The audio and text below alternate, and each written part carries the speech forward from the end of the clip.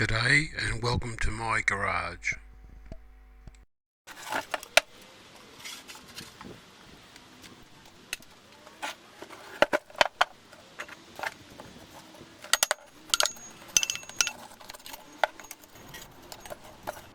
Well, this side looks good too. There's no shrinkage. Beautiful.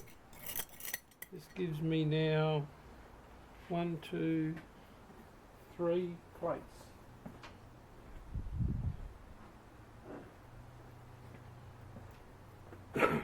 So I've now got both the sector arms and 3 plates.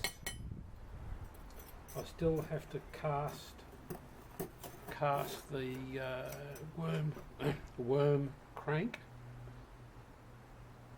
and I'll do one more plate. So there we go.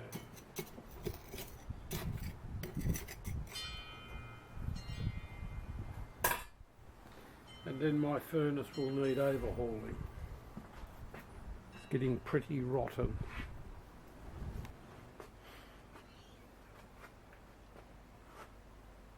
I know what you're thinking. Not another casting.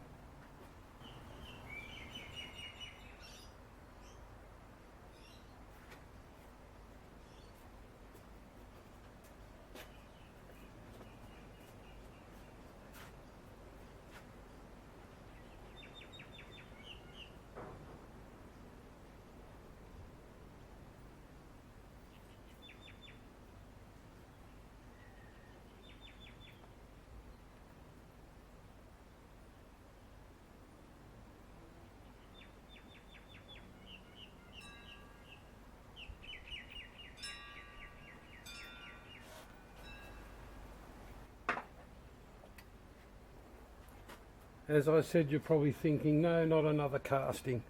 This should be, I think, the last casting for the dividing head. In here is the 4th fraction plate, and there's 3 to the set, but he recommends to make 4 or 5 because there will be other numbers, and I know there's 3 or 4 other numbers I can't do a division successfully. Also in this is the crank handle for the dividing head. So I'll go and have a cup of coffee and we'll see what she looks like when I break her open.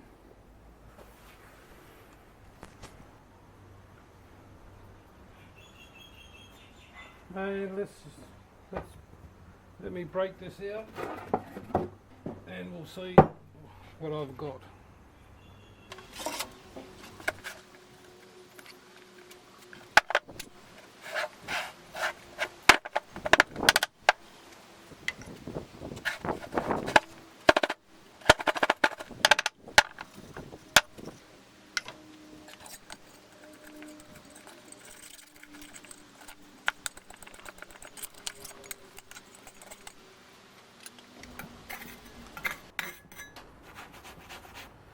This side of the fraction plate looks really good.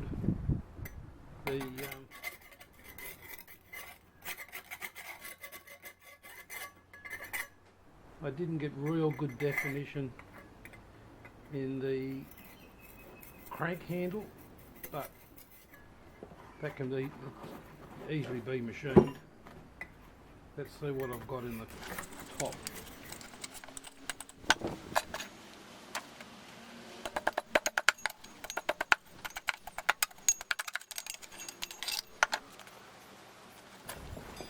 In frame. Yep. Now this piece and this piece I need for as part of the handle latch pin arrangement. This is the handle and there's the crank section of it. I have some definition, mostly definition up here, so this is pretty clean. The handle itself is pretty clean, but that gets machined anyhow, so there's that, and the sides I can easily file, and the bottom I could either machine or just hand file. The plates came out beautiful. No shrinkage. No shrinkage in any of this. So that was a very nice pour.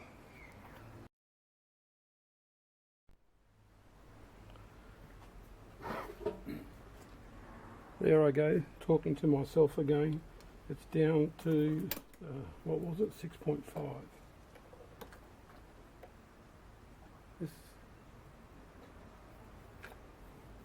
This will bring it down to 6.2.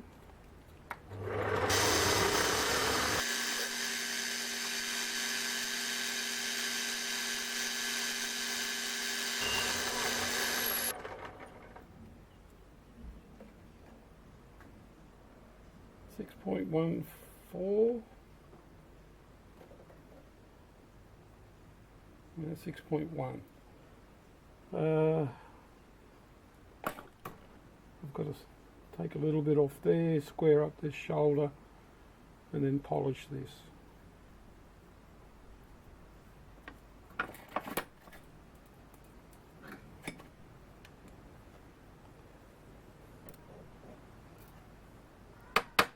Anyhow, you get the drift of it. I shall be back when I've done that.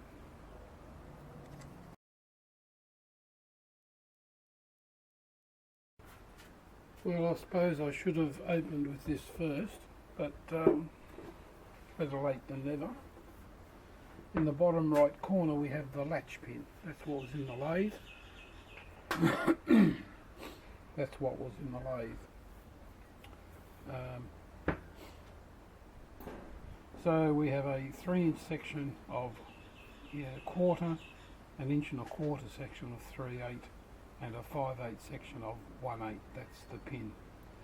The 3/8 body slides into the 3/8, a neat fitting 3/8 hole through the handle itself. This step down section will take a spring. You can see that. That's it there. Yep, you can see that.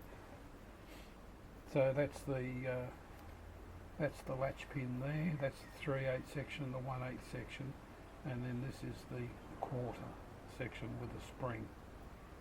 And this part here is the handle. So you can pull it and twist the bottom and top around 45-90 degrees, and it will hold the pin out from the plate. A fairly simple, you would think, operation on the lathe. It does have a warning. Be careful to avoid bending it when trimming to length. Anyhow, I hadn't got to when trimming to length, but the first part I did get to. Be careful to avoid bending. Well, I bent it. I was taking, on this other section here, I was taking 5 thou cuts. Everything was going fine, and then when I switched the tool around to take this section out, I switched to, I made a 10 thou cut, and the second 10 thou cut I was making grabbed and spat it out. It bit me on the back of the hand. It looks worse than what it is. I bleed very easily, scratch very easily. Like over here, I don't even know how I do 99% of the bleeds I get. But anyhow, that's not a problem. So I've got a problem here. It's bent just there, and it's very bent just there. So never one that's keen to have to make another part. As I was saying, that's the pin. A good portion of this will be taken up by the spring, and then yes, sorry, will be taken up by the spring, so a little bit of out of round, out of alignment won't be a problem, so I'll see if I can bend that back into shape. The last 3/4 gets threaded to, well, in my case, 6mm, so I'll bring this back into shape and put an M6 thread on there for the last 20mm, 3/4 of an inch.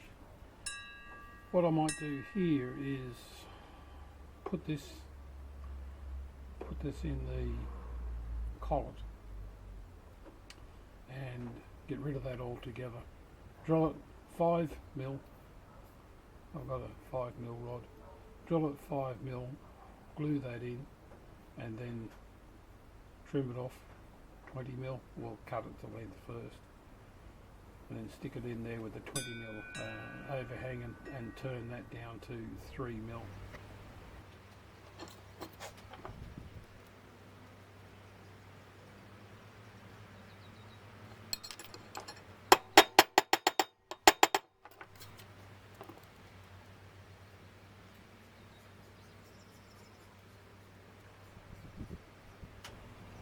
Okay, this is the modified latch pin. I've straightened this arm out. Doesn't have to be super critical because only the spring goes on there, and the first 3/4 of an inch get tapped. 20mm they get tapped M6. I've machined off the knobbly end and drilled it for a 5/8 pin. I'll set that in there, and well, actually I might, no, I'll do it in a 5mm collar, and then create a 3/4 pin, I think it is, 3mm by 3/4. So that's up next. After that,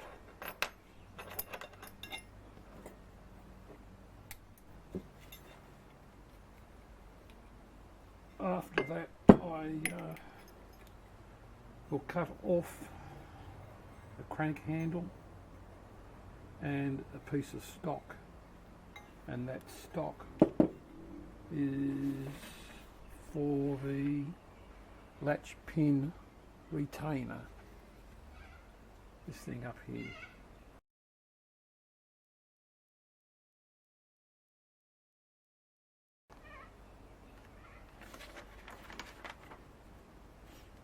There's a couple of pieces in this latch pin retainer. You may be able to see over here if I get the light right.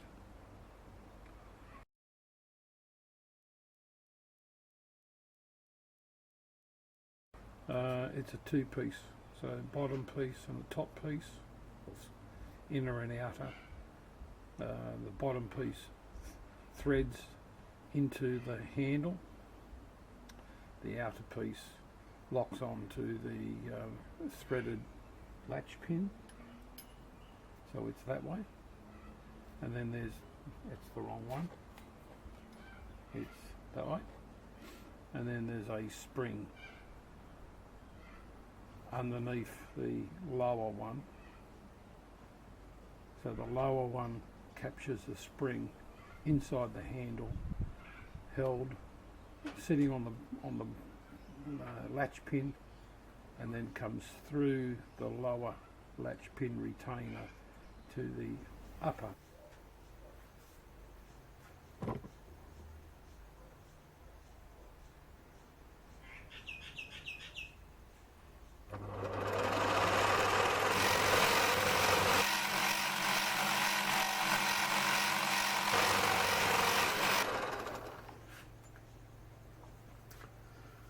This is the 3mm pin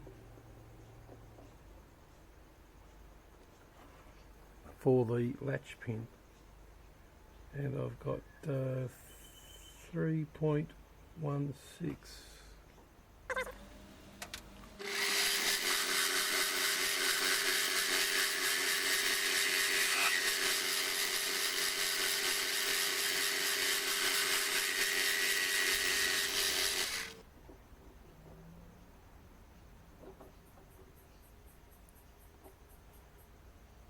Okay, we're spot on.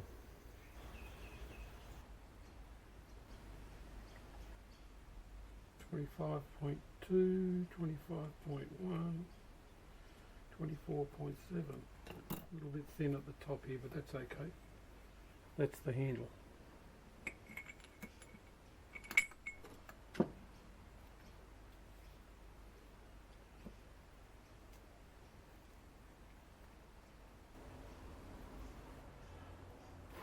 Looks like one drop was enough.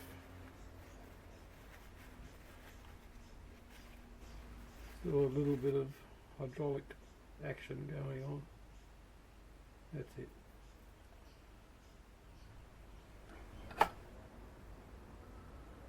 I'm getting ready to put the 10mm slot in the handle. 44.45.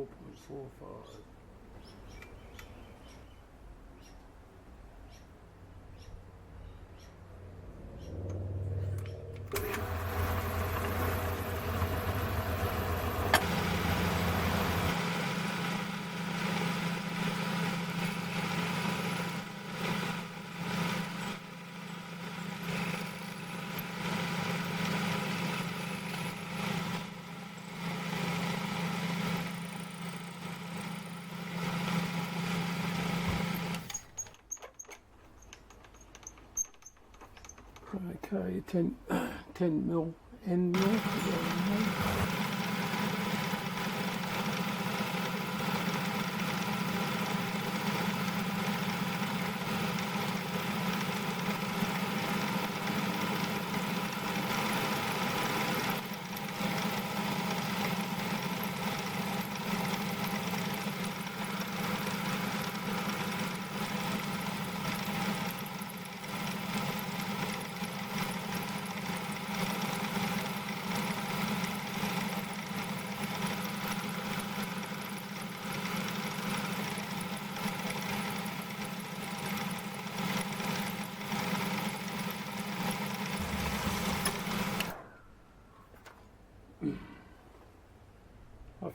I should have fitted a carriage stops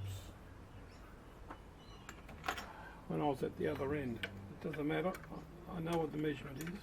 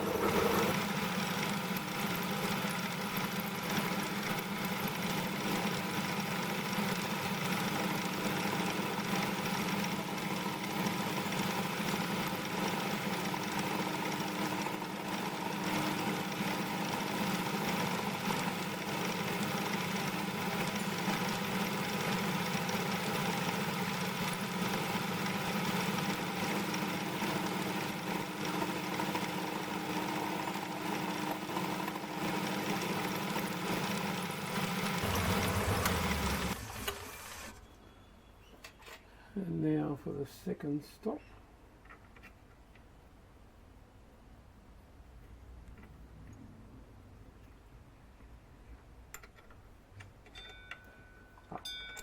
Oh.